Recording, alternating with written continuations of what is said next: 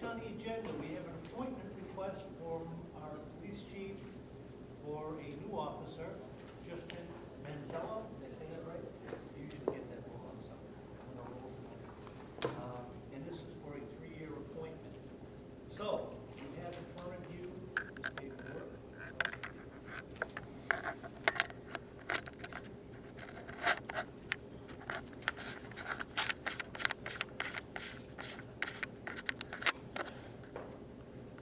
All right, I'm going to give the chief an opportunity to speak to this first, if you would like to. Hi, good evening. Thank you for having me. William Border, Chief of Police. Appreciate you putting me first on the agenda for my other meeting. Justin comes to us from the city of Worcester. He worked for the city of Worcester for 12 years. Full-time academy training from Worcester Academy. He currently lives in the town of Spencer. He was referred to us by a past employee here, actually a couple of employees. It's Kevin McCarthy, state police, and also Worcester police. Justin comes to us trained. I recently was told that the FPC will have to complete 2024 and 2025 in-service online, which is about 24 to 30 hours of online in-service. And of course, we'll get up to speed with firearms, taser, and CPR. He owns his own business, so he's fairly flexible. He also, he works for Atlantic Sales account. He's an account manager for the Northern New England region. And background, he spoke to 3 other people. They said he was a good officer. Just had other opportunities and got a chance. He'd like to come to us because he wants to keep the certification. He has a little bit of a niche with the town of Brimfield because he's somewhat of an antique. Uh-oh. Yeah, which is a little bit scary. But he definitely enjoys looking. He doesn't buy much, but he does look. Okay, you got to keep an eye on him. Yeah. So he may work the vodka a little bit, but I'm excited to have him, and I think it'd be a nice addition to our community. I asked around. Kevin McCarthy's a good friend of mine. Really enjoyed his time here. And when I got to meet Chief Beaudry, it seemed like it was a perfect fit for what I'm looking for. This with the other things that I do and what they're looking for, and a part-time officer seems to fit what I'm looking for pretty well.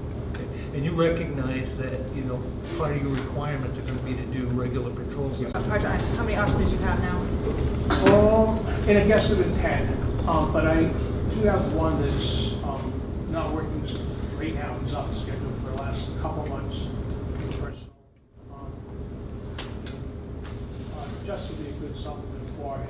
I'm not exactly sure when he's coming back. He did attend our training last month and said that he anticipates coming back soon, but he hasn't worked probably now since October or November. And you'd be comfortable with the 10? Yeah, I'm trying to keep it no more than 10 to 12, including me. But I wasn't sure if I was going to lose 1 or 2 officers to some of the surrounding towns. Believe it or not, we're actually being heavily recruited out of Brimfield and out of Warren.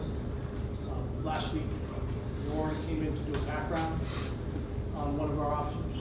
And to be honest, the officer decided not to go at this time. And then Brookfield called 2 weeks ago to be in the night shift. So everybody is hiring around us, so we're trying to maintain what we have and keep our retention of our officers. Yeah, that's good, and I'll speak to that for just a second. Being the old guy here that's done this a couple of years now, I always considered the measure of how well we operate as a police department around here is by the simple fact that you have other towns that have recruited some of our guys, and they've gone on to be very successful. We've had some that have gone to state police, Connecticut, Vermont, Massachusetts, and I think that speaks a lot about the quality of the people that we have now on this department. And we're certainly always on the lookout for a good addition, somebody that can add something and help keep that going. So I'm glad that you're interested in doing this. Look forward to working with you, and hope everything turns out well for you. Thank you. Okay.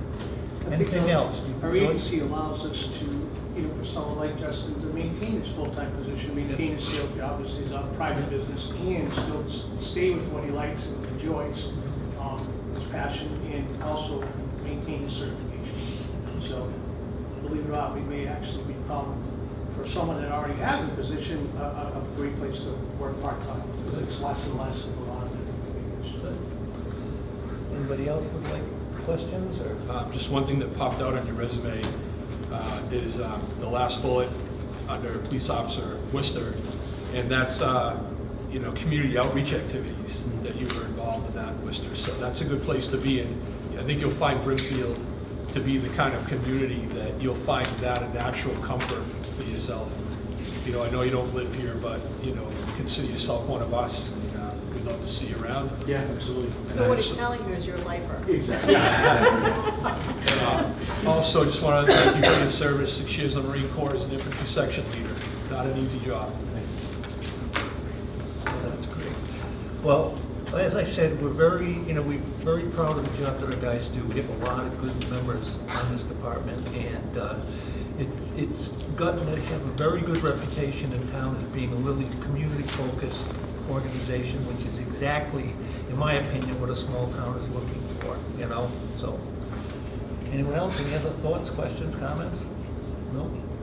Okay, if there's nothing else, then if somebody would like to make a motion, we can get this underway. I'll make a motion to accept Justin Manzello for a 3-year term to the Brimfield Police Department, part-time officer. I second that. Okay. If there's no other discussion, and I don't hear or see any, so all in favor? Welcome to town. Aye. Welcome. Welcome. Aye. Thank you very much. Okay. Appreciate it. Stewart, aye. Welcome to Kelly, yep, we welcome you, and if you need anything, don't hesitate to get a great job. Okay? Thanks. We Thanks appreciate again. you guys' support. But I meant it, you're a lifer. Chris doesn't look at it. Chris is a lifer too. Chris goes, he didn't say anything nice to me. Okay, thanks again, appreciate it, good luck. Okay, next up, we have the town clerk has requested to set the date for the 2026 town caucus for March 23rd, 2026 at the Brimfield Elementary School at 6 p.m. and sign the warrant. So it looks like two separate things here. Oh, gotcha. We have, yeah, she's got the warrant down here. So if somebody would like to make a motion to have that on that particular date. Don't forget, everything is moved up this year, so June is now May. So, Right. So we're just doing the caucus for now. yeah, and then we're gonna sign the warrant, that's all. Right. And we can do that as we sit here. We just get it posted. So if somebody wants to make a motion to, I'll make a motion to set the 2026 town caucus for March 23rd, 2026 at the Brimfield Elementary School at 6 p.m. Second? okay, any discussion on this? Seeing Coming none? quick. What? It's coming quick. Yeah, no kidding. Okay, so all in favor? McGuire, aye. And the lie? Stewart, aye. Kelly, aye. Okay? And as a follow-up to that, excuse me.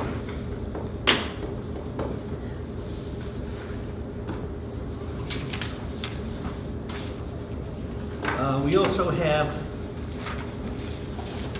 set the time, well, next up, we have set the time and location for the May 18th, 2026 annual town meeting.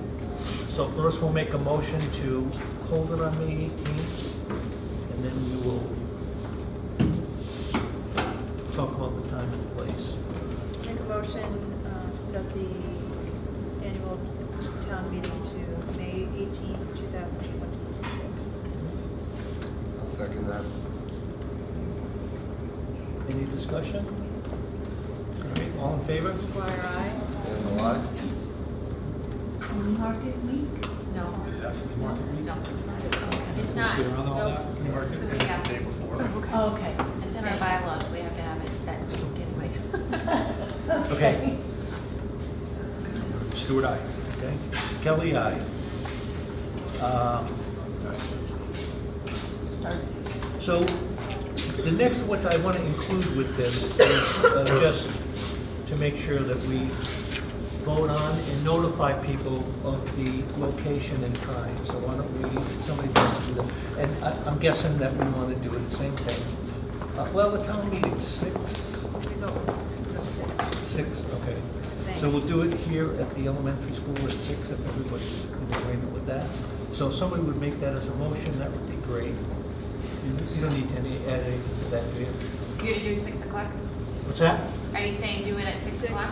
No, just, yeah, well, that's what we're talking about doing it, yeah. Oh, yeah, I mean, and it's up to you all where you wanna have it. Yeah, so we're gonna do it at 6. We'll do it, well, that's the motion. That's it. For anybody who doesn't know, I'm speaking to the town clerk. The town clerk is, well, she's our boss.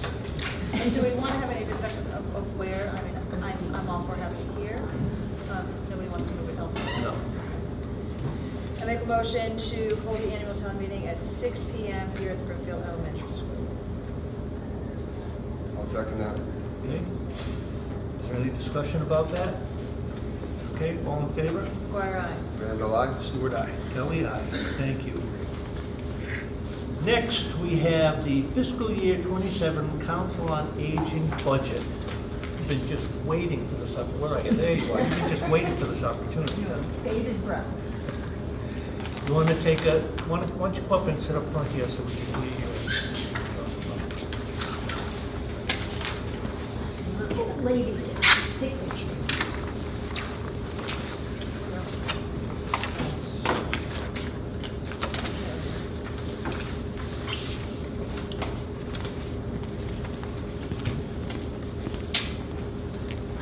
Okay, so just tell everybody your name and your position, if you would, please. Certainly. Susan Staples Holt, and I am the new COA director. And if I can ask Kristen, does everyone have a copy? We do. Okay, good. And I must say, preface this with, as I am new to the position and a budget had to be gone through Chris, and with some help from the previous director, they really put the budget together. They did a lot of work. I shouldn't get the credit for it because we've done a lot of hours, and Chris did sit with me and go over it. I did have a few questions of what was included. Okay, and he was able to help you with that? Yes, there are some outstanding questions that I have to look outside to get the answers. Okay. But I'm comfortable with the budget. I expect next fiscal year, I may be asking for additional because I plan to grow the center. Okay. There's a lot more we could be doing for the area seniors. So this- I'm fine with this budget, and I would ask the board if they would accept it also in the motion to accept it. Do you have any questions of me? Anyone have a question? Can we just quickly discuss the outreach worker, the increase there? By all means, go right ahead and ask a question. And we happen to have the outreach person here. Hi. this evening. So it's my understanding that some of it was funded by a grant last year, correct? Can you just tell us real quick for the residents' understanding? Yes, certainly. So I believe this position was funded partly by the town, and then there was also a grant. This outreach position is really helping our town members that qualify, not just seniors, that anything that they need with assistance, if they have food insecurity, if they need help with, heating their home because they're older. The majority of the folks that use the service We're shoveling them out. yes, shoveling someone out. Do you want to add anything to that, Becky? About, some of your clients, it's 15 visits. I know what the position is, but Okay. the increase there, I just want to be clear of what that increase is. Yes, unfortunately, the funding that had taken care of that position previously has been eliminated. And we're adding a buffer of 3 hours, I see, correct? Mhm. Okay. Yes. Because are you finding that you don't have enough? Oh, yeah, there's there's not enough time today. There's not enough time, unfortunately. I mean, we still stay longer to try to reach everybody that we can or who needs help. I live in that building. I live at the First Congregational Church, just about, so. And you're going in to speak to the finance about this too, right? Yes, and just the finances that are spent, all that I'm aware of right now is the actual position. Right, but you're going in front of. No, but I you're mean, it's gonna the go to finance FinCom. committee. You're gonna go in Yes. front, do you have a date Yeah. for that? No, I do not. Okay. You're gonna wanna contact them. Yeah, I would contact them and just tell me you'd like to meet with them. I know they're meeting tonight, and I know you haven't had a chance to do that, but they'll be meeting a lot more between now and the town meeting. so Yeah. Okay, Shouldn't So be a they problem. may have additional questions about it. Yeah, okay, thank you. okay. Could I ask a Yeah, question? by all means. Sure. You have the floor. Just so I understand, so it appears that at one point we had this outreach worker making about $6,000 to $7,000, and then we got this grant which supplemented that. Is that true? No, Um, no, I believe, Chris can explain that. So it had been paid entirely through the grant up until FY '25. The grants had been reduced, and then in October, the grant run out. It just was not continued. So the adjusted for any kind of COLAs, that is the same amount. It's just now the town is paying the entirety of it. Is this a grant that we can apply for again? I believe it's gone. I hope so. And we will. Right, so I guess the answer to all of that is we intend to go after this grant to see if we can get some assistance on this. I'm not so sure that the grant exists anymore. Okay. There You know might it be- exists? Maybe another like grant? Right, yes. Okay, because, you know, if we get grants for different things, and then when they expire, the town is gonna eat that every time Right. we have problems, so. And that's one of the things, That's and just that's what I an wanted. excellent point too, and I think that's one of the things that we should be looking at and saying, you know, we have a grant to pay for this, but the grant is only good until then, okay? And, you know, I personally would go into that and treat it like that's the end of the road for that, and what do we do when we get past that? Is there some other way we can fund this? But I don't think that was the case with this. Yeah, no, I Right, agree, right. I agree with you. 100%. Yeah, so this wasn't a set number of years, it just the grant was no longer Yeah. funded. Yeah. I got you, I got you. But was this a position that we had before the grant? Or did we make this position because we got I the? don't believe it was. I think it was because of the. Okay. Because of the- All right, that's what makes it difficult, because when the grant ends, usually the position ends. Yeah. But we find value here, right?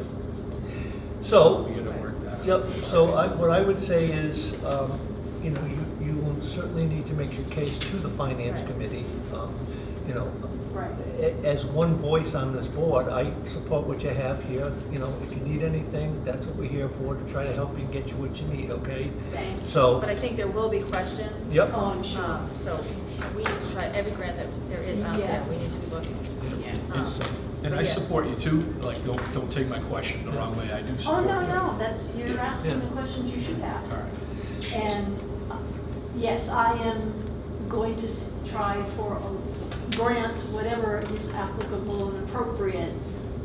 And I want to start a plan so that the funding that we have, I start right away. I don't wait until it runs out.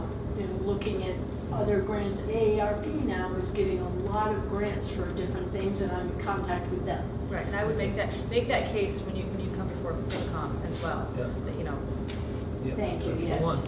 So although, I'm not telling you how to do your job. just- although we are not Suggestions the, you can offer. yeah, we're not the end of the road on the subject of these budgets, okay? Right. It's gonna go through the finance committee, and then ultimately it's gonna be, you're gonna have to sell it on the floor at the town meeting.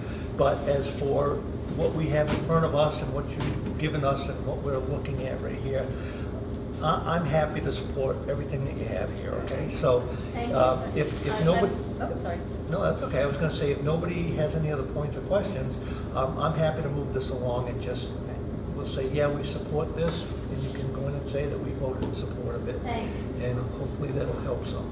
And any questions, you know where to find me. Yes, we do. Okay, so I'm happy to take a motion if somebody's ready to do that. Motion to approve this, the Council of Aging budget for 2027. I'll second that. Okay. All in favor? Dwyer, aye. Vandal, aye. Stewart, aye. Ellie, aye. Thank you, congratulations. Thank Again, if you need anything, don't hesitate to let us know, okay? Thank you. You're welcome. I know where to find you. Yes, you do. Okay, next up, we have a discussion on the existing conditions and occupant load calculation study. So we have our building commissioner and zoning officer here to speak to that this evening, and you have in front of you some floor plans for the first and second floor. This is at the annex building, for anybody who doesn't know. Thank you, sir.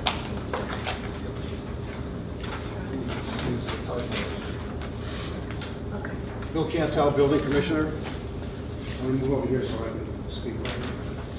So good evening. I'm here tonight to provide the results of the licensed design professional occupancy load review for the building, the Brimfield Annex building that the Select Board approved the funding for recently. As I stated when requesting the funding, the town has never requested nor provided a required occupancy load, not to be confused with structural load, because some people seem to confuse that, for the building. Let me just stop you there for 1 second, okay, because that's a very important point. We're not talking about weight loads from file cabinets and desks and things of that sort. We're talking about an occupancy load, meaning how many people can be in a given office or hallway or whatever at any given time. Go ahead, just for anybody who doesn't know that. Occupancy load, as Martin just stated, pertains to the maximum allowed persons that any individual room and building total may have, as stated in the International Building Code 2021, Section 10404, and in determining means of egress requirements. The only reason for this action is to ensure the safety of all, but in particular, the town employees that use the building daily, as afforded in the building codes. It's apparent that no relief of the overcrowding of the town's offices will be forthcoming for years, several years. All individuals in the building are defined, all individual offices in the building are defined as business use on the plan, with a gross requirement of 150 square feet per occupant in a business use. Common areas such as bathrooms, storage, and assembly use different values. I'll get into that a little bit later. The only real public usable area that is not defined as business use is the second floor conference room, defined as assembly use, and having an occupant load of 13, which in my opinion is too high, although that's what the numbers say. But I believe that to be too many, but we'll get into that a little bit. This area is only available for non-public meetings, as there is no provisions for compliance to 521 CMR, which is AAB, everyone confuses with ADA. And AAB, for anybody who's watching and doesn't know, is the Architectural Access Board, which is what? The building code. For structures in Massachusetts, that's what we follow. People, commonly refer to it as, the ADA, but that's not it. ADA is more people, AAB is buildings. Well, actually, I'm spending a lot of time talking to him. The ADA is the national standards, and in Massachusetts did not adopt ADA standards. Right. They produced their own, and they're very good. My opinion is the main hallway, stairway, second floor hallway are considered emergency egress areas and are not to be used for occupancy load increases. The hallways barely meet code requirements, and the main stairs do not meet code requirements, but are considered an existing condition. If you review the values given in the report, you'll see that most business use offices have a maximum allowance of 2, and some having just 1. That's how small these offices are. They don't even barely meet minimum code. According to the IBC 2021 section 1004.2, the building official may increase those allowances, taking into many considerations. As a current building commissioner, I have reviewed the report, taken into consideration of the difficulty the low numbers may produce in doing business, and have decided to make the following increases. Due to the clerk's office having its own separate emergency egress exit, I will increase the occupancy load in that office to 3. Due to the select board office being located adjacent to the front exit of the building, I also increase that use to 3. The building office, which has an occupancy load of 1, I will increase to 2. All other suggested values in the report will stand. I will be installing the required occupancy load signage and will make requests for funding for the approval of them from your office. I believe a sign stating the hallways are not waiting areas should be installed, but it's not a code. I can't require the town to do that, but I think it's a good thing outside of, so people will know that the hallways are not waiting areas, because a lot of people want to use those hallways as waiting areas. In compliance of the occupancy load, the compliance of the occupancy load will be the responsibility of this board. That you guys operate are the officials of that building. And the individual office personnel will also, they will enforce their own. And it's up to them. I will personally be enforcing the occupancy load in the building office, and if observed in violation, I will enforce it in the hallways when I'm there. That's pretty much it. Okay, do we have questions, thoughts from the board? All right, can you, I guess you already did, never mind. You're comfortable with those increases that you made? I mean, you wouldn't have made them. So the main concern with that front exit is it's going to be those 2 offices that are right next to it, the clerk's office and the select board's office. And that's the one that goes right out to the street there. That's a load of 4 by code. I'm increasing it to 6, but also you have to consider that's also the second floor load too. Coming down those stairs or going out that door also. Seeing as we have an amount of 13 people plus the offices, but there is 2 separate exits because we have the other set of stairs that are now in compliance. So the second floor has 2 exits. Half of them coming down, let's just say for instance, half coming down the front stairs, half going down the back stairs, and then 6 people coming out of the 2 offices adjacent to that exit. That would be somewhere around 12 or 13 people coming out. Who knows? I mean, you never know. So, that's just, we can only use just estimates. And just a quick thought, so the assessor's office abuts the town clerk. Isn't there a door in between the 2? Yeah, So could you technically increase that one since there's a No, second? that door is locked, I believe, at all times. If the clerk was here, she could tell you. I believe that door is required to be locked at all times because the clerk's office can't be open to anyone else. At least that's the way it was explained to me. Yeah. But isn't that like a fire hazard as well, or no? No, it's not. I mean, an extra egress out of any room is good. But So is it locked from both sides? because that door is locked. On both sides? From I both believe so. sides?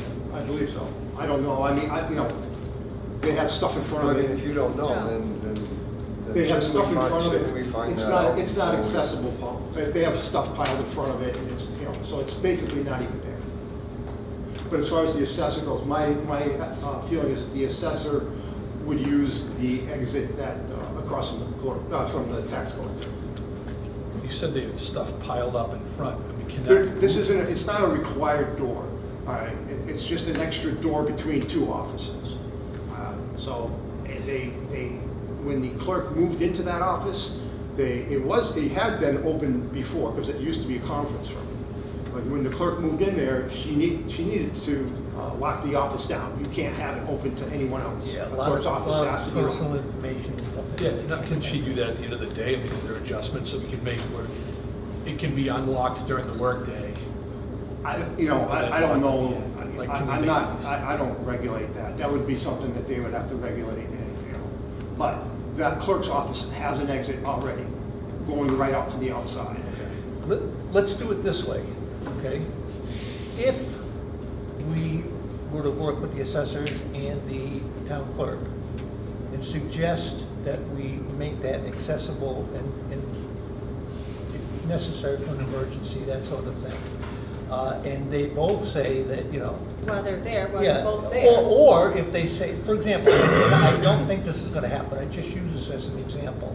If the town clerk said, yeah, it's okay to do this, and, you know, there's no issue with confidential records or the rest of that, is that something that you would still have to address the issue of increasing the number of people that could be in the assessor's office? Here's my concern on that. Yep.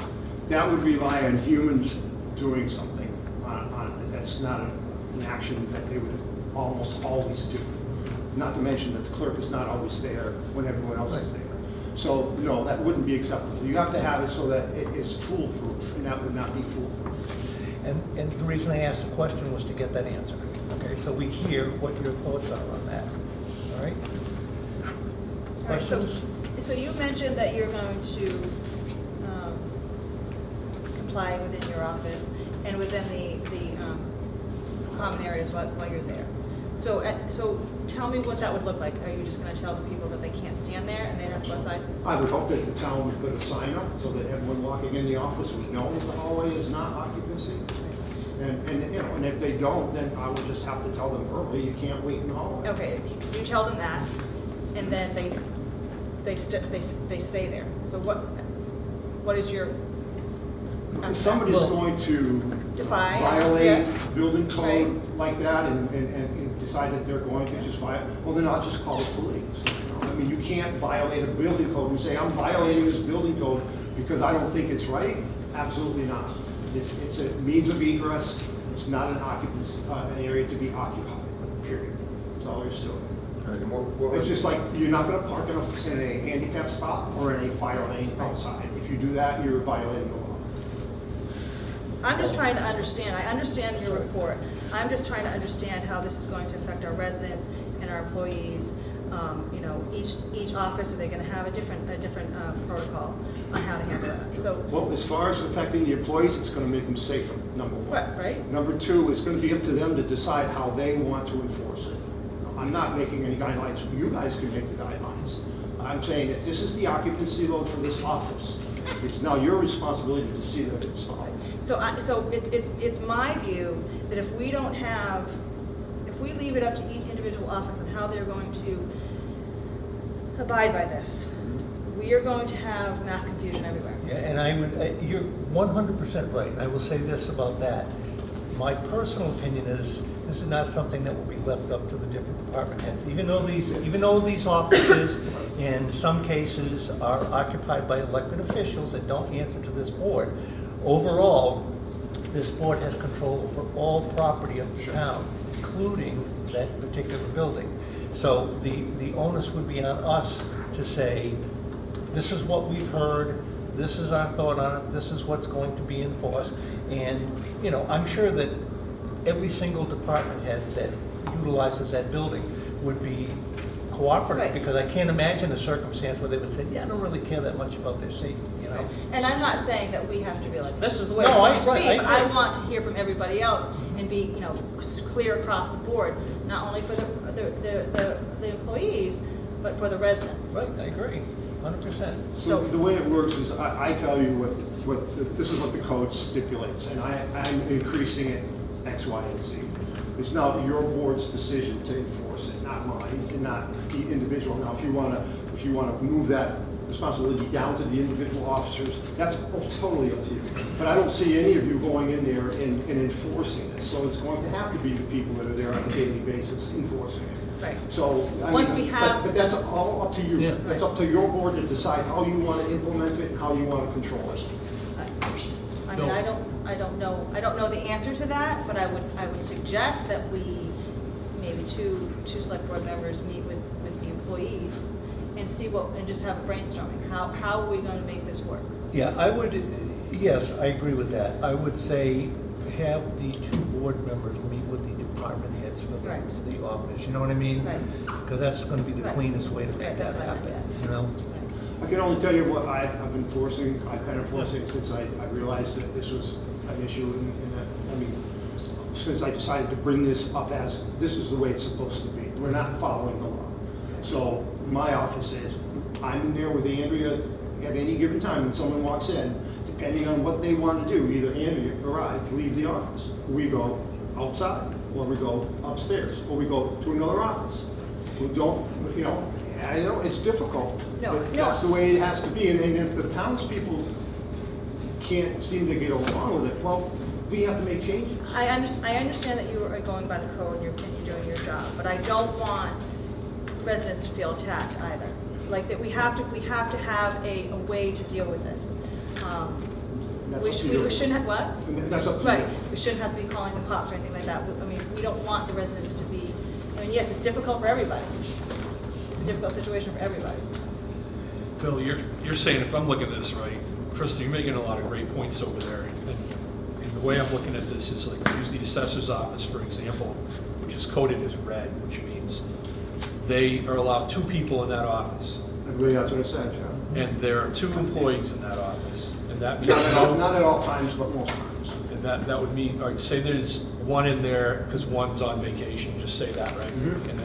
And a married couple go in there to take care of some business. Mhm. Now you have 3 people in there, so that means 1 married couple are gonna have to wait in the car. One has to leave. All right, that just does not make any sense for a town hall of any town. I agree, but that's what the building code stipulates.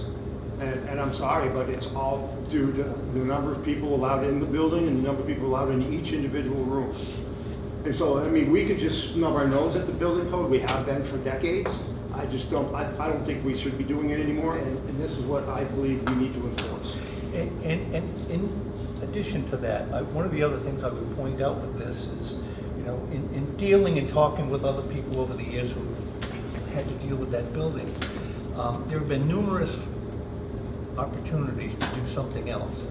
In every case, the town has said, no, we're not interested in doing that. So now we have a situation where, and I'm not saying that anybody turned a blind eye to not adhering to the occupancy loads, but I think there was more over the years of a tolerance of necessity, if you will, because there was no place to go. I think there was always the expectation that we would do something with the town hall, or we would do something with another building, or, you know, whatever it happened to be. And once those things are off the table, now we know that we, as you had pointed out in the beginning, we're years away from doing something over there, you know? So now the question becomes, do we continue to do it the way it's been done, or do we take a look at what these safety regulations basically say and go with those? This is what the code requires, and that's why I had it done, because there is nothing in the file pertaining to when the building was brought online 25 years ago. It should have been done at that time, but it wasn't.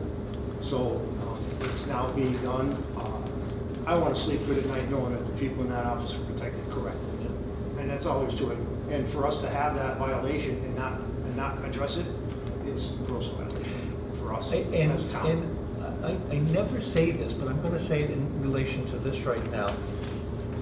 I happen to have had the life experience that I was in a building that blew up and burned to the ground and people were killed in it.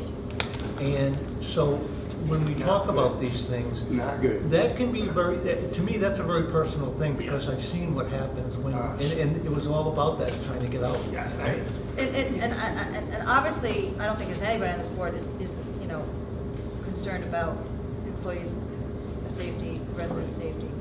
I think this report puts significant pressure on us to find. A solution that may Thank not be you. there. Thank you. We've got to be thinking, because this is unacceptable for residents not to have access to our employees. That's unacceptable. So I think it puts pressure on us to find, like you said, a solution.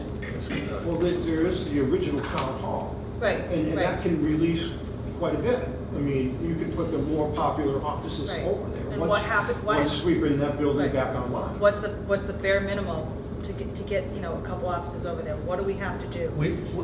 If I may, this is a conversation we've had more times than I can even talk about right now. But we are able to go in and open up some office space by doing something as simple as replacing the windows. I say simple, I know it's not simple, but I'm saying we don't have to rebuild the entire building to get people in there. Pretty much, that is correct. I Right. mean, there's going to be some other issues that, Yeah. you know, the systems need to all be certified again. Yeah. But yeah, I mean, the windows are the only thing holding that building up from being Right. occupied. Yep. And just for those who, you know, I know there's been a lot of talk about, well, you know, you gotta take a look at that foundation, and you're absolutely correct. But we did do that. We've had 2 or 3 different structural engineers go through that building and look at the foundation and say the foundation is fine. You will not have a problem if you want to, you know, go ahead and do something with these windows. Now, from the actual job of changing out those windows, it may not be as simple as just taking the ones out and putting new ones in, because we have no idea once we start that what we're going to find in terms of the framework around the windows and so forth. So there are certainly other things that we're going to need to deal with, but that certainly is by any measure the quickest, and I don't want to say cheapest, but it is a lot cheaper than building a multi-million-dollar building. So that would seem like the closest thing we have to a short-term solution. And we have the money to do it. We were given the money to do this at one of the special town meetings, and we intend to do that once the weather gets. And we have, just so you know, we have been looking at these vendors that do windows and so forth. So it's not like we're sitting here waiting for spring to come around and then we're going to start doing it at that point. We're doing it now. We started doing it last year, actually. So all of that we're aware of, we're working on it, but until we can open that building and create additional space for offices, and it doesn't have to be for 25 offices, you know, if you move 2 or 3 offices out of the annex and into that building, the relief will be huge. So, and we're aware of that, we're working on it. Go ahead, Chris, I'm sorry. So from your standpoint, you're gonna put up the signs, this board will fund it, right? Is that, and you're gonna Yeah, deal I with mean, your office? it doesn't, All right, so- I'm going to ask for funding. I might probably not even need it. I could probably print them up and put them in picture frames. Right, You know, right. I mean, that's pretty Right. simple stuff. Laminate them or whatever. Yeah. So this board has to come up with a plan, and I just want to make it very clear that I find it to the public that it's not okay that you can't have access to these offices. It's not. I don't think anyone on this board Well, let me thinks just otherwise. say, that people will still have access. I know, They but will it's- have to make a phone call and an appointment, most likely. Right, and I don't think that they should be put out. That's just me. So what I would suggest is, I would suggest that this board, you know, has 2 people, nominates 2 people from this board to meet with the department heads quickly, within the week, and formulate a plan of how we're going to make this an easy process. Or to minimize the disruption. I hate to use the word easy, because it won't be that. Right. All right, and I agree with you completely, okay? My suggestion would be, we're not gonna make a decision on this as we sit here right now, but I would like to give the board members, if they wanna do this, the opportunity to go in and speak to the employees, and maybe even reach out to the department heads and say, hey, look, you know, this is something we're gonna be working on, we'd like to sit down with you, we'd like to, you know, put our collective heads together and come up with a plan. I kind of disagree with you that we're not going to have a plan for this tonight, because I want to have a plan in place within the next week and a half of how we are going to deal with this. If we keep kicking this down the road, then we're going to have that every resident in the hallway. You know, we have to know how we're going to deal with that, and employees have to know how they're going to deal with that. And I do agree with that. And the reason I'm suggesting is not to avoid having to deal with it right now, but we have a member who's not here who is representing us at an ambulance meeting in, I think it's in Wales, right? Oh, Is that what it is? Yeah. So I would like a full board to have the opportunity to discuss this, vote on it, you know, give the thoughts. I have no idea what his thoughts might be on this, and I just don't want to be unfair because, you know, we sent him somewhere else to represent us, and then to, you know, kind of cut him out of this. This is kind of a big issue. And I agree with you, but how are we going to deal with this for the next 2 weeks then? Are we going to start, you know, throwing residents out? No, I have a suggestion. How long have we been living in that building like we are? 30 plus years. Okay. And now you just did this assessment, and now we have the results tonight of the presentation, right? So why are we in such a rush that this has to be done in a week or two? Like, let's put some thought to it, and if it takes a month, it takes a month. If it takes 2 months, it takes 2 months. I'm not setting any time. Yeah, but for us, like, why are we pressuring ourselves that we need to jump in on this? Because It's not pressuring, it's, I don't want a resident coming in tomorrow and them being, treated unfairly. Yeah, Right. no, and I So think I don't what- think we should. No, That's and not I what think I'm advocating. the way I would Not see at it all. at this point is, it's status quo until we make a decision on how we're gonna handle it, It's gonna run the okay? same. So it's gonna, there's run no the same. change No change between of now business, until we okay. come up All with right. it, you know what I mean? So, and I do agree, I agree with what Crystal has said, those are all important points, but I also agree with what Tom said, and I think that we I agree. should take some time and really. Listen, I've done my job. I've Yeah, informed you thanks, guys Bruce. on this That's issue. You guys handle it from there. But I am going to continue to enforce the two-person occupancy in my office.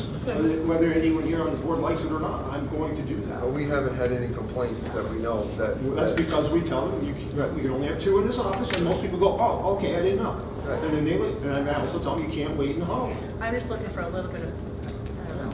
So individual office people can handle it in any way that your board decides that they can handle it. But I'm just letting you know, in my office, you can't get more than 3 people in that office. It's a closet, it's what it is. Yeah, it But is. But you're not requiring you're not requiring residents at this time to make an appointment to see you. When they come in, is I've when always you, required an appointment, it's just people just Pop in. choose to fail. Right. They fail to follow it, so, when, they just expect when I'm here working on someone else's They pop project, in, I'm gonna right. drop everything and work on theirs. Well, it doesn't work that way. I'm working on whatever's in front of me right now. My head's in that. I'm not stopping it to talk to you. So I usually tell people, depending on what it is, go away, drop off your paperwork, I'll review it, and I'll get back to you. So, but I've always had on my website that reviews were done under appointment. but residents do pop in. And now it's So could I? either myself or Andrea, depending on what their business is, leave the Okay. office. Can I just make a suggestion as well? Like, part of our job, I think, working in that building is customer service. And I think that we do that well. There's always room for improvement too, and there's room for just looking at how we're doing it. But, someone may stop in with a quick question, and if you feel as though it's gonna become a project, then yeah, it's let's make an And that's appointment, we what can we go have. over it. But if it's like someone stopping in while you're working on something in depth, and they have a couple questions for you, you're good with that, right? It depends on what their questions are. If it's going to be protracted, then I may Yeah, Andrea right, leave. right. And it's So, just, it's first more of thing- a, let's make an appointment. I can't speak to any other department, but in the building department, we don't have customers and we're not providing a service, okay? Everybody is an applicant, and we're working on applications and permits, we're not providing a service. So, there's a confusion here, everyone thinks it's customer service, it's not. Now, that doesn't mean that we can't be polite about what we're doing, but it's not customer service, it's we take in applications and people are applicants. So, I just want to point that out as a confusion, people always think All right, customer. I would like to make a friendly suggestion that the members, and I'll pass this along, and we'll have it passed along to Mitch too, so he can do whatever he feels he wants to do in terms of asking questions and so forth. But use the time for the next week or two and just, talk to who you'd like to talk to, take a look, see what you think. And when people feel that they're ready to sit down and make a decision about this, we'll put Absolutely. it back on the agenda and we'll make a decision, and that's how we'll I'm do it. available to help you in any way I can, but I've already done what my position is this is what's wrong, and we need to address it as a town, because we are not following it. And I think we should do that as well, I think we all do. It's just a matter of when do you enforce it. Like, this is all brand new to not just us, but our residents as well. Sure. So just, Yeah. if, like you're talking about, you're gonna enforce it like tomorrow in your office. I already have. I mean, it's just when people come in, and if Andrea and I are there together, then one of us has to leave. Okay. And if there's a couple, I tell the couple, there's only one of you can be in here. And they almost always understand, because it's occupancy law, it's what the code is. And so, I mean, how you guys decide to enforce it is you're gonna have to hash out. And then I'll help you in any way I can. But I've done my part by telling you what to do.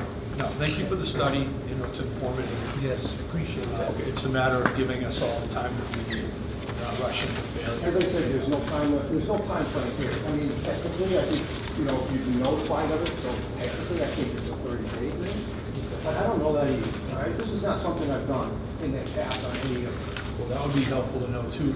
Are we obligated with the time period? Well, I mean, it's written down, but there's nothing signed or anything approved on, so if we can take that, if it takes another 2 weeks, and then 2 weeks after that, it goes to 38 days. I think that having a goal of 30 days to have a policy up would be excellent, you know? And then I think if you talk to the individuals, department heads, I think you'll find that they're all on board with this type of thing. Just, they want to have themselves and their employees safe. Safety is number one. But then again, I understand that, you know, people that just show up. It'll be an emotional People that event want for to some come down people. here and yell at the tax collector. Or someone, you know, a husband, wife will come down and they just want to talk about some things going on with their property. And they want to sit together side by side and talk to the subject matter expert. I think there's But other one of them would have to leave, right? That's going to be an Or emotional we can event go for up to some. the upstairs if they are able, to Okay. the upstairs. Yeah. That's another issue. If they're able. Technically, you can't have public meetings up there because it is accessible. Then you can. So, you know, I mean, there's a lot of variables. Yeah. All right. That Well, is- Thank you very much. Same side you did in town hall, right? Yeah. Good luck with that. No, that's it, I got nothing. Okay. Thank you. Yep. Thanks, Bill. Thanks. I'm gonna exercise my moving something up on the agenda.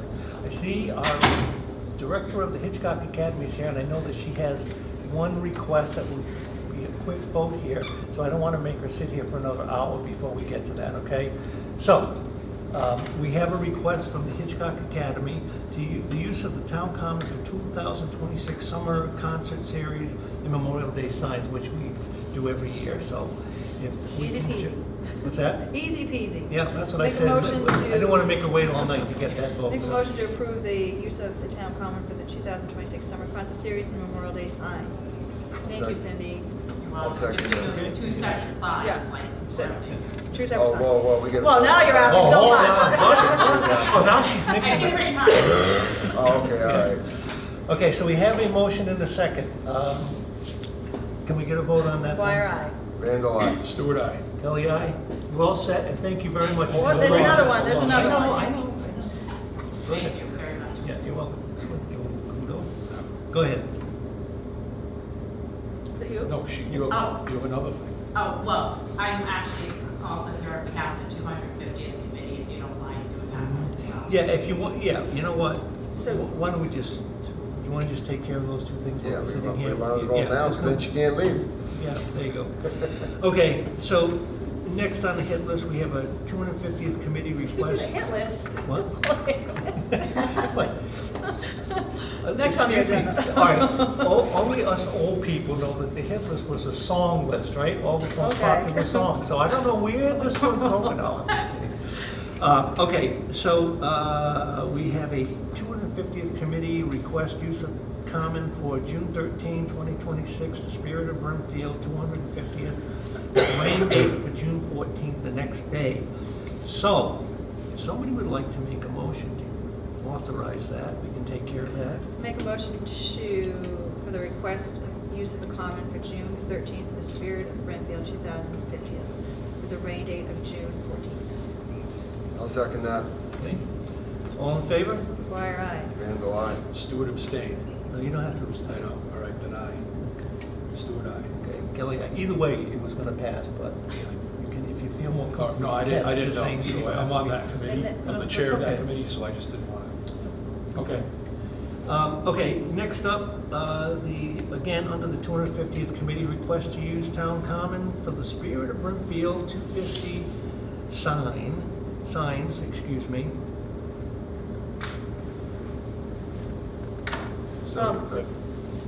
So there's not gonna be like 3 signs at the same time, right? Yeah, no, but I think the way everything's spaced out, yeah. Okay. But it's just being able to promote also. It's actually, the intent is the same sign that we use for the concerts will be the same sign Yeah. that the Okay, 250th okay. stuff is on as So well. I make a motion for the request of the town common, the Spirit of Brimfield 2050th signs. I'll second that.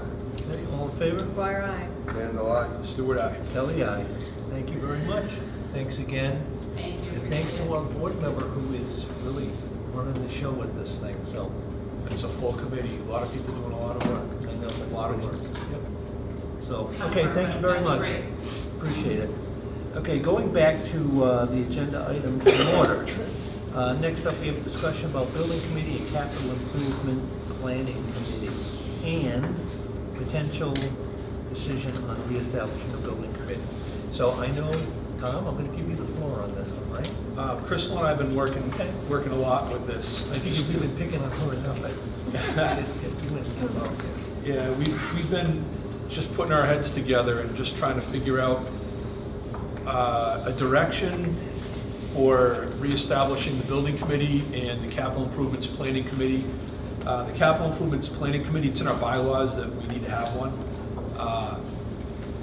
So in the previous meeting, you had asked me to come up with a mission statement for the building committee. So we're, just so you know what the way we're looking at this, it's not one before the other or one after the other, but we're looking at both of these simultaneously and setting them up so that we reactivate both. Because they complement each other. Yeah, they complement each other. You need one for the other. It's like the chicken and the egg argument almost, but we do need both. I know the answer to that. So, you know, I'm going to start with the building committee. The mission statement would be the municipal facilities building committee shall be, what you're reading there, Crystal and I added one thing to it, two things. So if you want to follow along, shall be an advisory committee, is what we added, advisory committee, responsible for overseeing the planning, design, construction, and maintenance of municipal buildings and facilities to ensure they meet the needs of the community. We added town employees and comply with applicable standards. So that, May I would just be- ask a quick question Yes, for sir. clarification's sake? Yep. Which standard? Excuse me? Which standards? You said it meets the standards. Comply with applicable standards. We'll note that, but that's what Bristol bylaws and, standards, you heard Cantel Yes, talking right. tonight about Standards, codes. standards, codes. Yeah, the only reason I am asking the question is that's something we want to be crystal clear on what that means, you know what I Yeah. mean? And not leaving it vague and say, meet the standards, you know? People may not, I'm not sure entirely what all of that might look like, but. You could change standards for codes, Yeah, that's fine, which would be, yeah. which would be exactly All the what- appropriate right, building codes, or right. however So you want to can do we it, and AAB codes and ADA codes and so forth, you know? Rather than listing them out, because then you obviously might leave some out, so what if you just said all applicable codes? You're talking state, federal, local, right? Does that make sense? Yeah, or you could say, and you don't have to, I'm happy with what you said, but I'm saying the other way to do it is just simply say, to meet these codes, this not, you know, this is not the end all of that, you know? Not exclusively these, but open to other codes as necessary, that kind of thing. But however you want to do that, I'm fine with it, just a thought. Okay, no, it makes sense. I appreciate it. Okay, so that's, that would be, you know, we can still go through that, like, we'll give you a copy of that, and you can, you know, members of the board can Yeah, perfect. edit it the way they see fit. Yep. We can discuss. Okay. So one other thing about this mission statement is it's put together right now for us as a base moving forward, but what I think Crystal and I foresee is once we get a building committee on board, they may want to take a crack at that mission statement and make some recommendations as well. So, and I'm up for that. And I think Crystal is too, right? Yeah. Yep. And then the capital improvements planning committee, there is no mission statement in our bylaws, and I'm wondering if we should add one. And I threw a draft in there to take a look at to see what we would think. And it reads, the capital improvements planning committee's mission is to identify, evaluate, and prioritize the long-term capital needs of the town, to exercise responsible stewardship of the town's capital resources, and to develop and maintain a transparent, fiscally responsible, multi-year capital plan that supports long-term sustainment and the preservation of the town's historic character. The committee strives to make well-documented recommendations that promote safe, efficient, and sustainable public facilities and infrastructure for the benefit of all residents, present and future. So that, I agree with that. If 9.4 in our bylaws, right? It says just that. So we already have that in place. I could send this down to you if you want to read it, but I mean. If it's listed in the bylaws, It's listed. it's not listed as a mission statement, right? Well, 9.4, look at 9.4 is what the role is. So that's Yep. basically the mission Yeah, statement. so that role Yep, it already builds that mission exists. It statement. already exists. Yep. Okay. So They have a role, and they have, you know, it's clearly written of what their role is. right. And you're comfortable with what the Yep. role says, right? Yep. And this mission statement basically is written in mission statement format, like the building committees. Right, but since the capital improvement, Chris just handed this to me, because I couldn't find it, it's already within our bylaws. I think, Good. I mean, everything's in place for So that. we're there already. Yeah. Good. So what we're looking at is a plan that will continue myself and Crystal as the liaison of the both committees. And we would also be the liaison that would be outreaching to get residents that are interested in being on these committees to apply. In addition to that, I think, I just lost my train of thought. In addition to that, I think we already have a handful of requests of interest. I would like to see, when it comes to the capital improvement committee, I would like to see a couple department heads help us, siphon through those applicants or those letters of interest and find people that are qualified for that. Again, I want to create dialogue within the department heads, because they're the ones that know what's coming. You know, they're living in the trenches with us. So I would like to see maybe 2 department heads kind of oversee and bring to us who they think should be on this committee with what has been given. Yeah, and I would ask that we put in this, if we advertise that we're looking for people to do this, Yeah. that we will be choosing qualified people Qualified, for the yes. positions. You know, Right. this cannot simply be, we've I agree. had failures Yep. with this time and again. We need qualified Right. people. What that looks like, we won't really know until after we've had an opportunity to talk to some of the department heads and folks who would have impact on Right. this. And I think, and again, forming these committees, the department heads shouldn't be left out. They Right. should be, executive officers or whatever that's called. What is it? Ex officio. Ex officio, yes, that's it. So yes, I'd like to see, department heads be very active in the process of finding forming these committees. Well, then I would personally like to say that I think you guys are on the right track here. I think you're going down the perfect road. Okay, Right. there are some things that we need to, get a handle on. Not big, like I said, making just sure that the people we want are qualified to do it, I would say that I would kind of like to see a timeline as well, because if we step aside for 1 second and just discuss what Mr. Cantel said, we have the pressure is on us now, to find solutions, and we need people that are qualified to advise us. So we did have a timeline that we'd like to see this, up and running by. Mr. Stewart, I don't know if I you have have that that. written down. So we're looking to advertise to residents that would like to continue to submit their letters of interest. And like Crystal said, we have a handful already, and we still have those. And we're going to want to continue that open season, I guess you call it, to allow people to submit letters of interest and have those letters, for each of those committees to bring forth to our board in early April, and we want the committees to be established by April 30th. Yep. So we're looking at the beginning of April. April 1st is probably the deadline to submit letters of interest.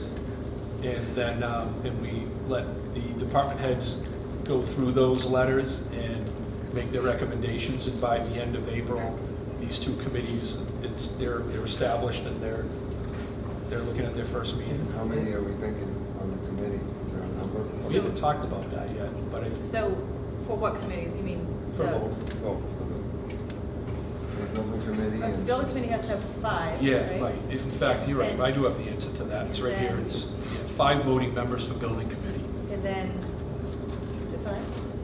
I could have,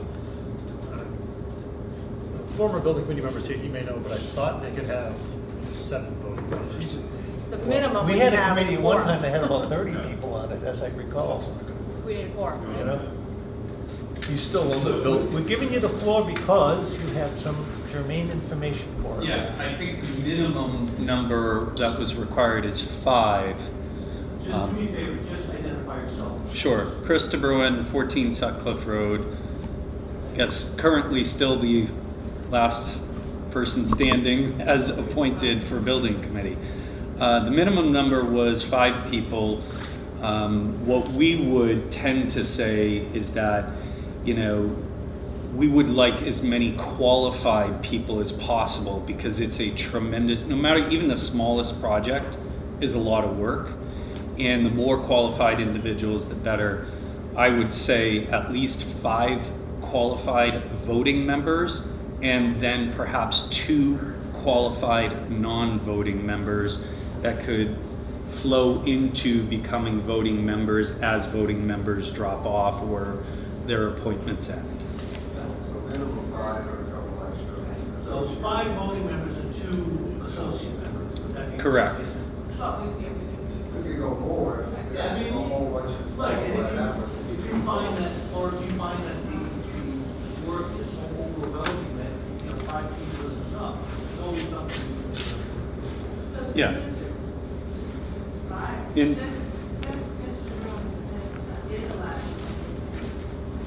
I would urge this board that we should assign him, the pleasure of going through the applicants, the letters of interest, and telling us what you think, for those people that are qualified. Again, it's our decision, it's our vote, but I don't know who's qualified for that position at this time. I'm happy to do that. I would say that when we say the term qualified, what we're saying, or you know, what I would say is that qualifications would have to be commercial construction, commercial real estate development, construction management, someone who's project manager, project executive, OPM, an architect or engineer, a master trades person or a master crafts person. And when we say those terms, we're not talking, you know, individuals that might have an LLC that have done flips and remodels and whatnot. This is for commercial municipal bid type of projects. And the good news is, I've gone through the letters, and there's engineers, project managers, so there are people out there that are willing to take the position, so that's the good news. And no, we can get all of them. We can get all, I have some too.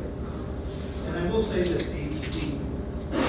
I'm just supportive of this. I have just one major requirement, and you just spoke about it, and that is, I want the people who are going to be doing this to be qualified. It's not just popularity contest. I want it to be people who actually have something to offer to this community that this is the sort of thing we're talking about. Okay? And I will add, team players. They have to be team players. You know, they have to be willing to hear what other people are saying or what other people's ideas are. We can't be stagnant. We have to continue to make. These are people that can collaborate with each other and disagree, they're okay with it. Let me just do this for a second. You have your. I have a question, more as a resident.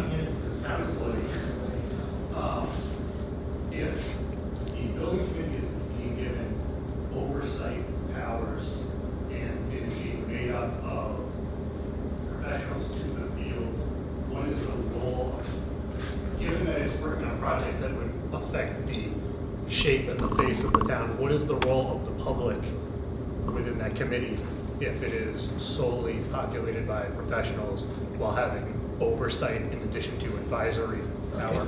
That's a good question, and my answer to that would be very simply that all of these meetings of these committees are public meetings. And every time that they are going to meet, they're going to have to post that time, location, and so forth. And that is where I think the public has an opportunity to come in and voice ideas, thoughts, concerns, whatever it is that they want to talk about. And, you know, that way you maintain the integrity of the people who are making these decisions, because, you know, that's what they do, okay? And still consider the publics and for that matter, the people who work in these buildings. Right, Who are gonna live in these and I buildings. would add that this committee is here to advise this board. Right. I want people that know what they're talking about, Right. and I'm not trying to diminish the fact, but they're here to advise us. They're not making decisions, they're not making hardcore decisions, because they have to come to us. Thank you for saying that, because I couldn't possibly agree more with that. The decisions for these things lie with this board. The building committee, capital committee, everything, you know, to do with this is there to assist this board in making the right decisions about the future and what direction we're going to go in. So that's an excellent point that you made, and I Use their couldn't possibly knowledge. agree more. Yes, Absolutely. absolutely. And you know what? I mean, it also gives, you know, let's say you get people that come in from town and they say, oh, you know, we're not happy with this. They may not understand what's happened, and this is an opportunity for the board, the members of these boards, to explain it to people, to keep them in the loop, to keep them engaged in the process. So can we make a motion to have Mr. De Bruin go through the letters of interest for the They'll teach you to building come to committee? these meetings. Sorry, would you be willing to do that? Let me ask you that. Okay, I think you already said that. I can make the motion on that. if you're Yeah, ready. yeah, go ahead. I move that we reestablish the Building Committee and the Capital Improvements Planning Committee through the following actions. Number one, Select Board members McGuire and Stewart to continue their roles as liaison of collecting the applicants' letters of interest, and work with Mr. De Bruin and each of those committees to bring forth to this board in early April for recommendations. And number two, that both committees are established by April 30th, 2026. I agree with everything about that, except Mr. De Bruin is going to concentrate on the letters of interest for the building. Who can we have kind of concentrate on the letters of interest for the capital improvement? Should it be 2 or 3 different department heads? Should it be, you know, Chief Beaudry, Zach, or? You did mention earlier about the committee heads being involved, so maybe, you know, if Mr. De Bruin focus on building committee, Yeah. and then department heads focus on capital Right. improvement. Yeah, because they've got a Okay. leg up on that already. Right, you know, so 'cause I they do can that now. reach out and find, you know, Yeah. see who wants to be involved with that. Yeah, all right, so you want me to redo this, or redo the motion? Just or- amend, maybe? Just a All right, I'm gonna- Yeah, you can just amend it. So. Or just add to it, we haven't voted on it, so. I move that we reestablish the Building Committee and the Capital Improvements Planning Committee through the following actions. Number one, that Select Board members McGuire and Stewart would continue our roles as liaison, which includes liaison to Mr. De Bruin, who is going to oversee collection of the Building Committee applicants, and liaison to the Capital Improvement Planning Committee, who will oversee the letters of interest for the Capital Improvements Planning Committee. Right. To be determined, we'll just- To be determined. And then we'll bring forth those two groups to this board in early April with their recommendations. And then number two, that both of these committees, Building Committee and Capital Improvements Planning Committee, will be established by April 30th, 2026. Okay. I hate to do this to you. Real quick, the capital improvement plan has to have one board of, Building Committee, right? one member from this board.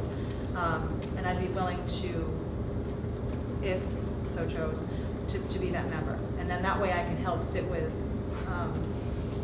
the department heads. Yeah, and I thought we were both doing that, but. So there's, the committee has to have, the committee itself has to have one member from this board. But we can still oversee it. Okay. But it has to, Only one, so we're limited to one, yeah, not two. Okay, if that's something that you would like to do, yeah. unless, Yep. I can give it to you. No, that's all. Now, see, this is where we're missing a golden opportunity. Mitch, Mitch should be getting all these jobs. Mitch not here. Mitch has his hands full with the ambulance. But, Well, I'm on the capital improvements for. Okay, well, that's how that works. Whoever's gets all the jobs. All right. no, that's fine with me. Okay. And I'll do the liaison with the building. Yeah. Yeah, that's fine. All right, so we have that motion. Split. Yep. Did we get a second on that? I'll second that. Okay. All in favor? Yes, progress. McGuire, aye. Randall, aye. Stewart, aye. Kelly, aye. Okay.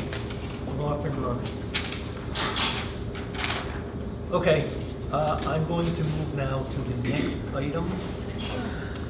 And this is the discussion of the animal control budget. Now, I will say that every time I discuss this with Chris, our administrative assistant, I always tell him how unhappy I am that these charges from the animal control services have been skyrocketing, okay? However, even if we were to, what do you need? Is it on here? Animal control? I think this is the, Can you sing it? 6. Okay, I was just. yeah. Oh, you mean the item on that? Yeah, it's right after Yeah. the capital improvement. Yeah, FY animal control budget. Yeah. Oh, up there, okay, yeah, I was okay. Okay, no worries. However, if you break this down and say, okay, we're going to have our own animal control person, the charges are actually going to end up being more, okay? Because we'd have to pay one person's salary to do it. We'd have to get a facility for holding animals. We'd have to get, a vehicle dressed up for doing this.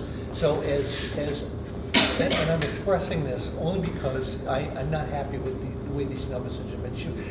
This is the same place we donated police vehicles, so they had something to pick up the animals, and about 3 weeks in, it was totaled. So, not good with that. But Chris, go ahead. You had your hand up. And if you didn't, I'm going to pretend you did. Go ahead. So today was the budget meeting. Mitch and I attended. It was not as fruitful as we had hoped. A budget has not been voted.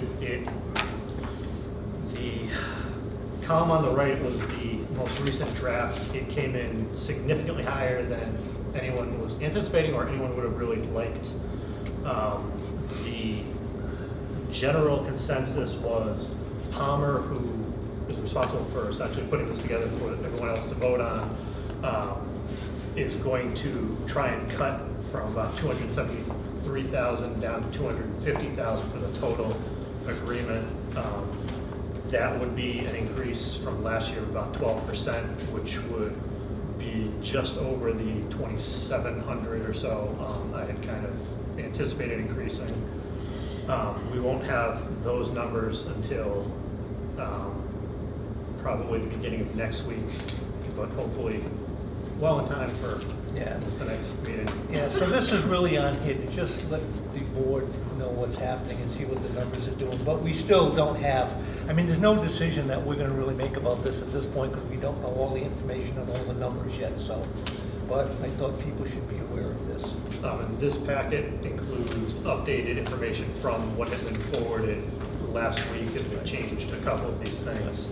I think the full-time stipend increase with per diem increase and expansion does a pretty good job explaining and justifying some of the moves that this would provide for essentially 24/7 coverage and give the possibility of our two full-time ACOs actually being able to use their vacation time.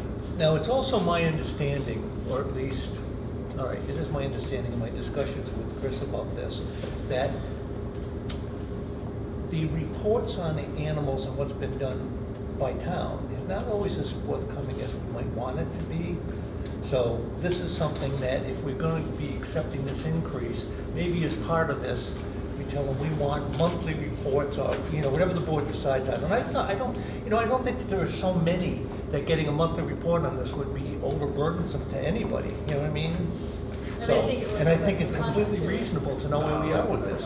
I agree, and I also want to point out that, you know, on page one, halfway through that package that we got, Brimfield only has, as of July 1st, 2025, 29 calls. I understand that it's a community effort, but, you know, Palmer has 306 calls, 40 a month.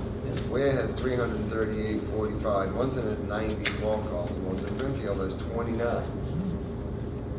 I mean, that just, I mean, maybe when they redo their budget, if we're looking at this closely, that we sit down with them and say, look, I mean, I understand it's a community, Yep.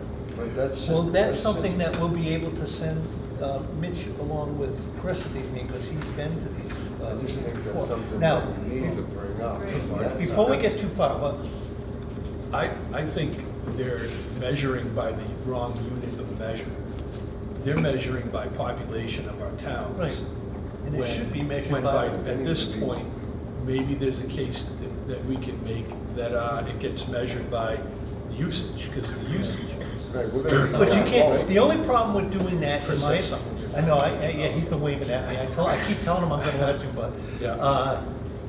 and I understand the logic of that, and it's good, solid logic. The only problem is, and if I were on the other side of this argument, I would say you have no way of knowing what to expect in your call. Now, you have historical data, I agree with that, okay? But that would be a little bit more, and No, I I don't get it. disagree with you, I think we're being charged way too much. So what Tom just said was what I was going to bring up. There's been discussions of looking into that. Brimfield makes up about 3% of calls, so And that we would be pay what advantageous. percentage of the total budget? We pay 11% of the total budget. 3% of the calls. The main issue with that is, especially given the size of Brimfield, fluctuation, Geographically or population? population-wise, I mean, it wouldn't take too much to really, you have one person that Yeah. becomes a problem, it could throw out. Yeah, I got it. So there's not enough to normalize, which means budgeting from year to year could be problematic, because you could see large swings in Yeah. So, what but usage that can be is. managed, because like we could look at the FY '27 budget based on '26's data. And then we could do the FY '28 budget based on FY '27's data, right? So each town's contribution would be the previous year's usage. You would probably have to use calendar data and average out for, I mean, at this point, for the next go on, we could average out 2 years of calendar. It just, like I say, that doesn't give you, that gives you precedent but not expectation. Right. And the other thing is, you would also have some historical data that you could look at. I mean, you know, when you're going backwards and trying to establish a going forward budget, it's always risky to do that, because you never know what to expect from this thing, you know what I mean? But we could see a trend in, you know, our calls increase by X amount percent every year for the last 4 years, or whatever it happens to be. And it would be an argument we could make when it came time to do the portion. I'm kind of going even in a different direction. I'm like, right now, you said 3% of these calls come from Brimfield, right? We're paying So 11%. far, Yeah. this fiscal year. Okay, so next year, if we do this logic, then we're paying 3% of the total. But then if Brimfield ends up getting a huge increase, right, say we're now 15% of the calls are coming from Brimfield, then the next year, when we do the budget, we're paying 15% of that, right? Even though the year that we're paying 15%, it might go back down again. But I would that'll help also, us next yeah, year. but I would be prepared for, if you're gonna go to this meeting and make the argument that we shouldn't be paying this much, we should only be paying that, you're not gonna be able to say, well, it's an anomaly, we can't. And I agree with you, so I'm not saying I disagree with what you're saying, I'm just saying we wanna be careful how we look at that, you know what I mean? And when we start making the argument about Yeah, building and this. one more thing though, just real quick, even though I'm kind of floating this idea, like I still can appreciate, you know, we're members of a community and we're members of a partnership with these other towns to have like this service. So like, I'm not saying that we should get out of that at all. Like even if it stays status quo, we should stay status quo. But I'm just looking at maybe some alternatives Yeah, I that agree. seem fair and equitable to everybody. Yeah, and that's why I opened with saying the problems that I had with the way they built it, that's something we really need to take a look Yeah. at, see if we're getting the right, go ahead, Chris. I just want to say, the one other thing to take into consideration with trying to shift, like say the current structure is set by the contractor. This is the last year of our agreement, so that is being looked at as potential for the next, but that would shift more onto Palmer in terms of cost. And Palmer already takes on the liability as all employees of it are employees of Palmer. And they eat that as well as taking on the operational requirements of it. So if it becomes too disadvantageous for Palmer, I don't know what. Yeah, and that's why, you know, Palmer's they're absorbing quite a bit as well, Right. so this is something that we absorb, I get that. And that's why I say we want to make sure that we look at everything before we start making that argument, But- because you're right. You know, then I can appreciate what Palmer's doing, you know, and I think that's good of them. And this is definitely a true partnership between towns, so let's also be careful what we ask for, I Yeah, think. indeed. So we're gonna have Chris and Mitch maybe be our liaisons over there and see what they can find out for us, right? Absolutely. And so the next meeting is next week, or? They're expecting to have numbers for us Right. beginning of next week. I don't know. They know our clock's ticking, right? Yeah.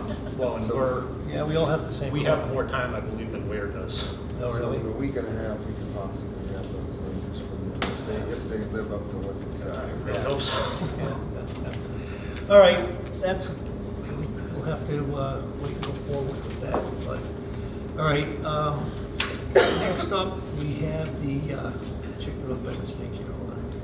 The discussion of the municipal hearing officer intermunicipal agreement. This is the position that Cindy Poirier has held for quite a long time. A number of years without Hasn't getting been paid paid for for it. it. It's mandatory she gets paid, so she was not able to come to the meeting tonight, but she did call me and ask me if I would speak to that for her, which I'm happy to do. She is perfectly happy to do this job. She's perfectly happy to work with Holland, because she does work there, I believe, as an assessor in Holland too. And as their current municipal hearing And, officer. yeah, so she is fully in support of this. She's happy to do it for the money. She's, no problems whatsoever with this, so for what it's worth to this board, we're very fortunate to have somebody who's so willing to, step up and do this stuff for us, so. So it's my understanding, we're just waiting on Holland to approve this, and then we can, Well, this is kind of a draft agreement that I put together for the board to look at and kind of give feedback on. I have spoken, after speaking with Cindy, with the TA in Holland to see if they would be amenable to doing the IMA. I've sent this along. Their TA has looked at it, but I have not heard anything back. They are amenable to IMA, but So Don't know. here's what I would propose.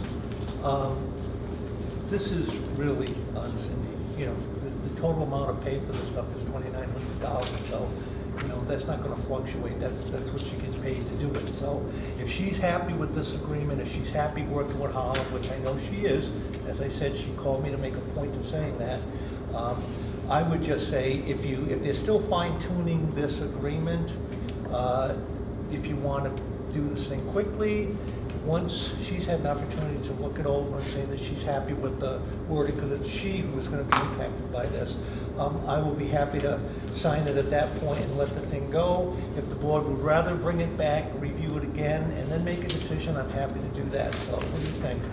I think as long as she's okay with the wording, Yep. I mean, we sign it. Okay, so you're good with me just With her signing it? approval, yeah. Okay, all right. You know what, let's, for the sake of, Make a motion.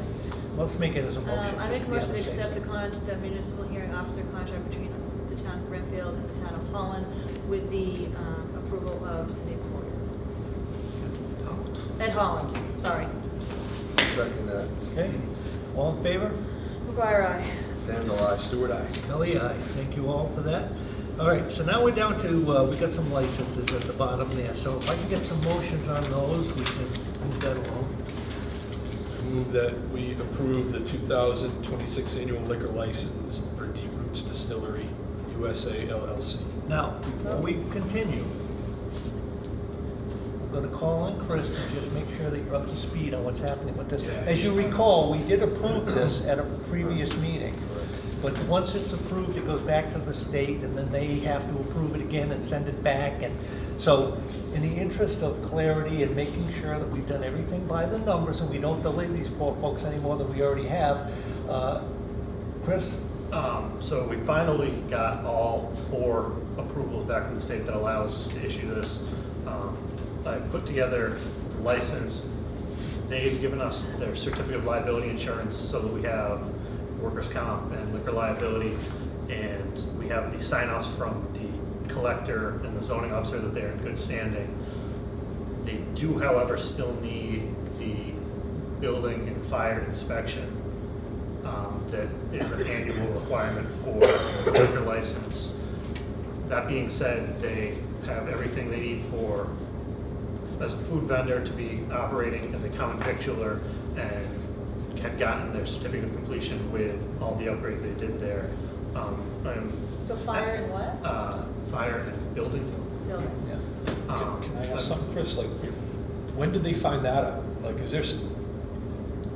do we just drop that on them that, hey, by the way, now you have to do this? Is there, or is it spelled out somewhere like a systematic, step by step? I mean, Because they could have I been think moved. their understanding was that they had been upset because Yeah. they've had to do this with so many other things Yeah. that their sense is this is something we've already done. A lot of that stuff I don't confirm until I have the initial approval because From the I never state. know. Okay, all right, What- so now it's a trigger for the other. for the- Right. If we did this, if that was done a month ago when we got this, I don't know that they are still in compliance. Okay. So can we approve the liquor license pending the building and fire inspector? That's exactly what I was prepared to do, and that is to say, why don't we, these poor folks have been held up long Yeah, don't- enough on this. As far as I'm concerned personally, I'm happy to approve the license with the stipulation that they have 30 days, and if the information has not been delivered to us in 30 days, then we reserve the right to suspend that license until we get the information that we need. I think they'll go forward with it. I do too. Yeah. They've been trying this for so long. They're not going to hold us up. Yep, that's. Okay, so if, So, in I the guess, interest of not having to do that all over again, I can just make that the motion if you want. make that motion, I Is that second. okay? That was- 30 you days seconded pending, that? 30 days Yep. to get the building fire inspector. Fire and building inspector. Okay, Yep, yeah. okay. And we can talk to those folks and make sure that It they happens, understand the right. urgency. All right, so we've got a motion and a second. Can we get a vote on that then? All in favor? Dwyer, aye. Randall, I. Stewart, aye. Kelly, aye. Thank you all. Okay, next up, we have There you the special one-day license. So if somebody wants to motion that, please.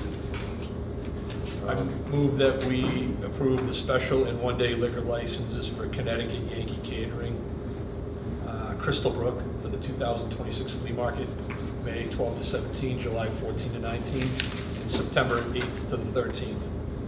Second that. Okay, all in favor? Dwyer, aye. Randall, I. Kelly, aye.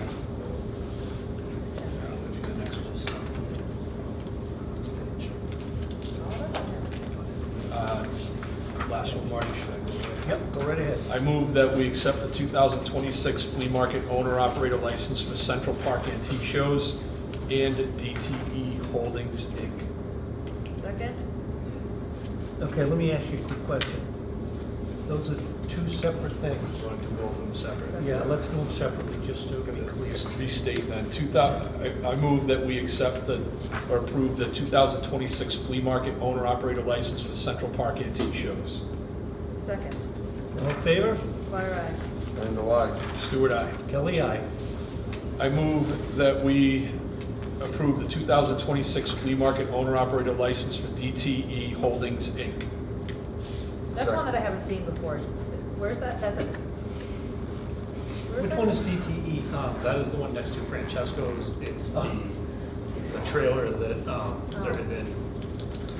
They were very late in getting stuff done last year. Listen, they're early this year. So, well, that's- There's a motion, right? I'll second. Okay. All in favor?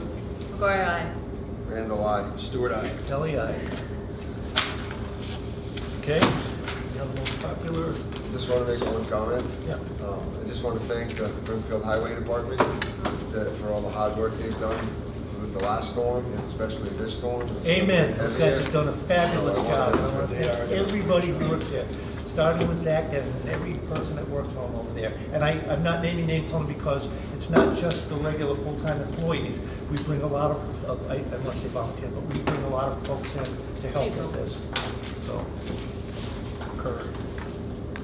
All right, do we adjourn? Make a motion to adjourn, Second. all in favor? Far aye. and the line. Stewart, aye. Ellie, aye. We are adjourned. Thank you all. Thanks to the last folks standing here. We had quite a crowd in the beginning, but